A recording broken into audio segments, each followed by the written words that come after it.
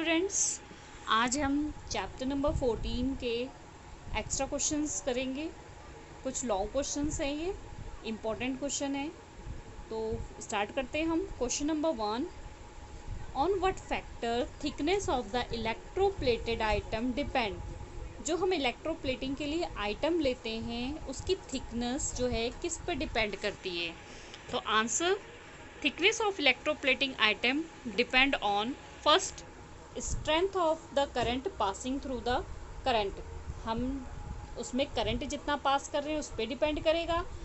The concentration of the metal ion in the solution. Solution में जो हमने ion लिया है, मेटल आयन, जैसे कि हमने कॉपर सल्फेट लिया था कॉपर के इलेक्ट्रोप्लेटिंग के टाइम, तो उस तरीके से उसकी कॉन्सेंट्रेशंस पे डिपेंड करता है कि वो कितना हार्ड है। ठीक है।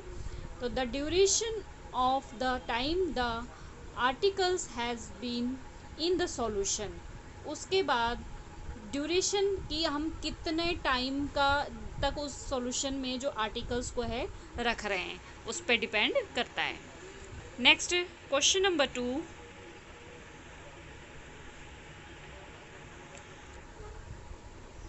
with the help of a suitable diagram explain electrolytic refining of copper. बहुत ही इंपॉर्टेंट क्वेश्चन है।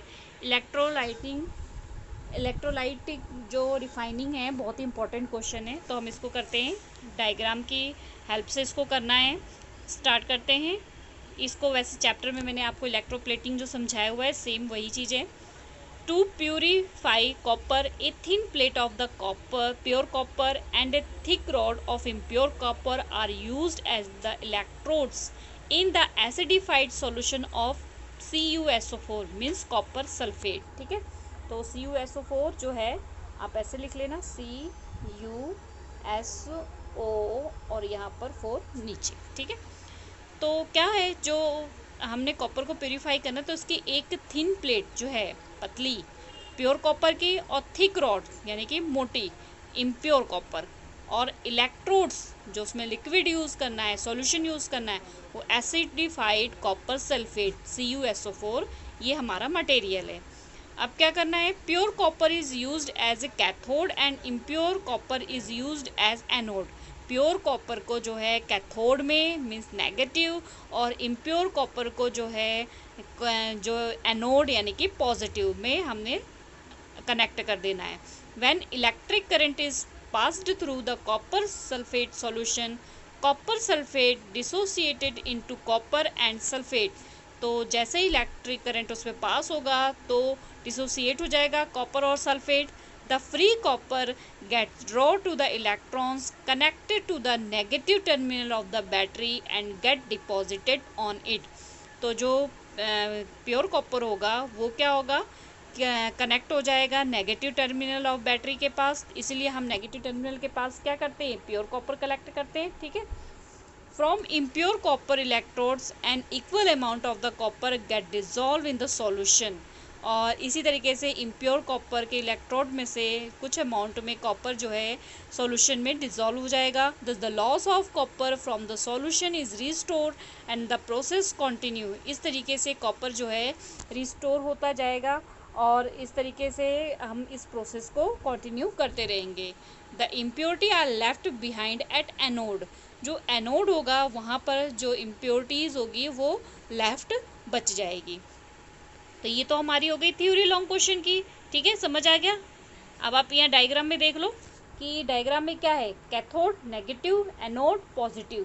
कैथोड में प्योर कॉपर, एनोड में इम्प्योर। हमेशा याद रखना पॉजिटिव जो होगा वहाँ पर होगा इम्प्योर। ठीक है, इम्प्योर, और जहाँ नेगेटिव होगा वहाँ क्या होगा, प्योर। ये हमेशा याद रखना। और जो एनोड है उसको पॉजिटिव है उसको एनोड बोलते हैं, और जो नेगेटिव उसको कैथोड बोलते हैं। यहाँ पे हमने ये रॉड लगा दी कॉपर की, एक थिन और एक थिक। नीचे जो सॉल्यूशन है, इसमें सॉल्यूशन में आप यहाँ पर लिख लेना CuSO4 यानी कि कॉपर सल्फेट सॉल्यूशन। ठीक है।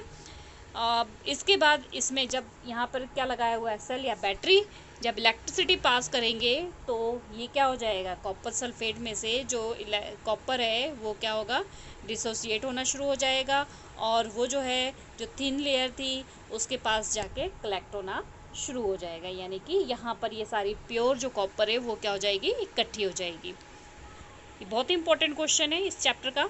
Next question, does water conduct electricity, show with the help of the activity. क्या जो वाटर है वो इलेक्ट्रिसिटी कंडक्ट करती है, डायग्राम की हेल्प से आपको बताना है। इस क्वेश्चन को एक और तरीके से पूछ सकते हैं, show the conductivity of the water with the help of an activity. तो दोनों का आंसर सेम होगा।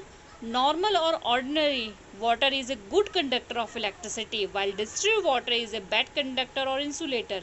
ये आपको मैं बता चुकी हूँ कि जो नॉर्मल ऑर्डिनरी वाटर होता है वो गुड कंडक्टर ऑफ इलेक्ट्रिसिटी होता है, और डिस्टिल्ड वाटर जो है वो बैड कंडक्टर या फिर इंसुलेटर होता है। ऑर्डिनरी वाटर में contain small amount of the mineral salt dissolve in its naturally. हमने पढ़ा था ये चैप्टर में कि इसमें नेचुरली मिनरल्स और सॉल्ट जो है वो मिले हुए होते हैं। ऑन द अदर हैंड जो डिस्टिल्ड वाटर होता है वो उसमें फ्री सॉल्ट होता है, उसमें सॉल्ट नहीं होता है, इसलिए वो क्या होता है, प्योर, यानी कि गुड कंडक्टर। ठीक है, अब ये एक्टिविटी उन्होंने कहा एक्टिविटी के थ्रू बताओ, तो हम एक एक्टिविटी कर लेते हैं। About 50 ml of distilled water लेना है, is taken in a clean and dry beaker. एक ड्राई बीकर में when the tester is dipped into the distilled water, जब हम टेस्टर को डिस्टिल्ड वाटर में डिप करेंगे, the bulb does not glow which show that distilled water is a bad conductor of electricity. तो bulb उसमें जो है ग्लो नहीं होगा, इट मीन्स वो वाटर क्या है, बैड कंडक्टर ऑफ इलेक्ट्रिसिटी है। But when A small amount of the common salt dissolve, जैसे हम उसके अंदर थोड़ा सा कॉमन सॉल्ट डिजॉल्व कर लेंगे तो इन डिस्टिल्ड वाटर में, तो क्या होगा, एंड अगेन टेस्ट, दोबारा टेस्ट करेंगे तो बल्ब ग्लो हो जाएगा, which show that distilled water, ये क्या शो कर रहा है कि जो डिस्टिल्ड वाटर है when mix the salt conduct electricity, जब हम उसमें सॉल्ट डाल देंगे तो इलेक्ट्रिसिटी को क्या कर लेगा, कंडक्ट कर लेगा। तो ये डायग्राम है कुछ इस तरीके से। यहाँ पर आपने बीकर लिया हुआ है, इसमें जो है प्योर वाटर लिया हुआ है, इसमें वायर्स हमने कनेक्ट की, यहाँ एलईडी एक बल्ब लगा दिया है, उसके बाद यहाँ पे एक सेल या बैटरी लगा दी है। अब ये जो बल्ब है ये ग्लो नहीं करेगा जब इसमें क्या रहेगा, प्योर या फिर डिस्टिल्ड वाटर रहेगा। ठीक है, लेकिन जैसे ही हम इसमें थोड़ा सा सॉल्ट डालेंगे तो ये बल्ब क्या हो जाएगा, ग्लो हो जाएगा। Next question number 4, what is electroplating. Most important question, electroplating क्या है, on which affect the electric current, is it based, why is it done. Electroplating क्या है, इलेक्ट्रिक करंट का क्या बेस है, मतलब क्या फैक्टर है, इफेक्ट है इस पे, और ये कैसे करते हैं। ठीक है, तो the process of the depositing of coating a layer of an desire metal और the surface of the other material by means of the electricity is called electroplating. बहुत ही इंपॉर्टेंट कि हम अपनी इच्छा अनुसार किसी एक मेटल की दूसरी मेटल पे जो परत चढ़ाते हैं उसे क्या बोलते हैं, थ्रू इलेक्ट्रिसिटी, उसे क्या बोलते हैं, electroplating. It is one of the most common application of the chemical effect of electric current. ये बहुत ही कॉमन एप्लीकेशन है केमिकल इफेक्ट ऑफ इलेक्ट्रोप्लेटिंग की। नेक्स्ट इसके हम देखते हैं, electroplating is a very useful process, बहुत ही यूजफुल है। It is the widely used in industries for coating metal object with a thin layer of a different metal। क्या होता है, अलग अलग मेटल में जो है इससे जो पतली मेटल्स होती है उसके ऊपर दूसरी मेटल की लेयर चढ़ा दी जाती है जिससे वो शाइनी दिखते हैं। कई इंडस्ट्रीज़ में इसका यूज़ जो है किया जाता है। कुछ एग्जांपल हम देख लेते हैं, क्रोमियम की प्लेटिंग की जाती है बहुत सारे ऑब्जेक्ट के ऊपर ताकि वो क्या हो, शाइनी और अट्रैक्टिव दिखाई दे। इस तरीके से गोल्ड भी होता है, कोई चीज़ गोल्ड की नहीं होती बट उसके ऊपर गोल्ड की प्लेटिंग कर देते हैं तो क्या होता है, सुंदर दिखाई देता है। Next question, what are the advantages and disadvantages of electroplating.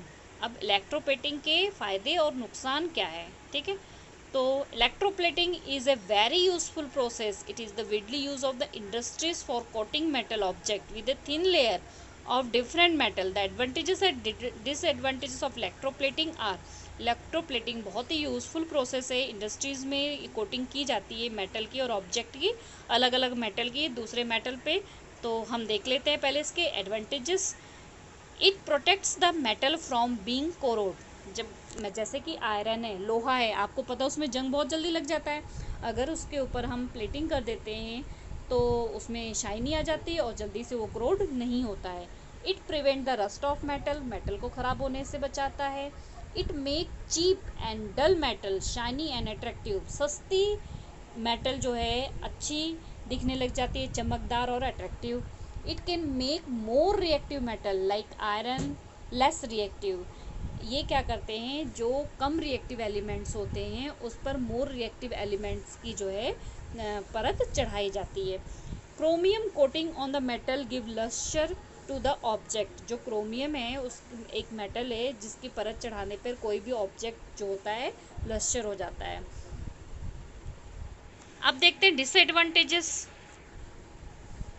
Pollutants from the electroplating industries are very harmful, electroplating जब इंडस्ट्रीज में कराया जाता है तो उससे बहुत सारे हार्मफुल नुकसानदायक जो है पोल्यूटेंट्स निकलते हैं, मीन्स पोल्यूशन फैलाने वाले बहुत सारे केमिकल्स होते हैं।